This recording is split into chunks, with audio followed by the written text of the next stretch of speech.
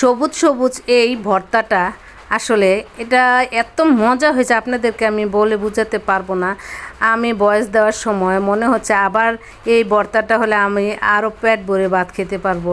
গ্রামে কিন্তু যদি আপনি বাসার পাশে যদি আঙ্গিনার মধ্যে একটা গাছ লাগাই দেন তাহলে কিন্তু সেই গাছ থেকে কিন্তু ফ্রেশ ফ্রেশ আপনি খাবার খেতে পারবেন। আর একটা গাছের থেকে দেখেন তরতাজা একদম গাছ থেকে উঠে এনেছি জালি পাতাটা উঠে তারপরে আমি এই ভর্তাটা বানাবো। এই ভর্তাটা কিন্তু খেতে কি যে মজা হয়েছে। এই জালি পাতাটাকে আমি ভালো করে ধুয়ে নিব।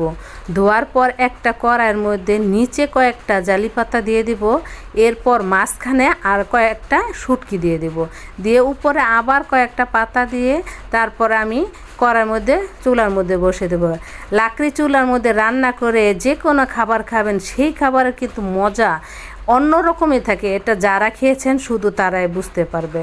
এখন আমি এর মধ্যে পেঁয়াজ কুচি, রসুন কুচি, কাঁচামরিচ, রসুন দিয়ে ভালো করে একটু করে পানি দিয়ে উল্টে পাল্টে সুন্দর করে পানিটা যাতে শুকিয়েছে ওইরকম করে ভাজবো। ভাজার পর আমি এরকম পাটা পুঁতা দিয়ে ভর্তাটা বানাবো। পাটা পুঁতা দিয়ে ভর্তাটা বানালেও ভর্তাটা কিন্তু খেতে খুব মজা হয়। আর দেখেন আমার কিন্তু ভর্তাটা হয়েছে এত কম সময়, এত সুন্দর একটা মজাদার রেসিপি। আপনি এই ভর্তাটা যদি গরম গরম ভাতের সাথে খান, উফ, খেতে যে কি মজা হয়েছে আপনাদেরকে আমি বলে বোঝাতে পারবো না। আমি ভয়েস দিতেছি, আমার মুখে দেখেন মনে হয় পানি চলে আসে।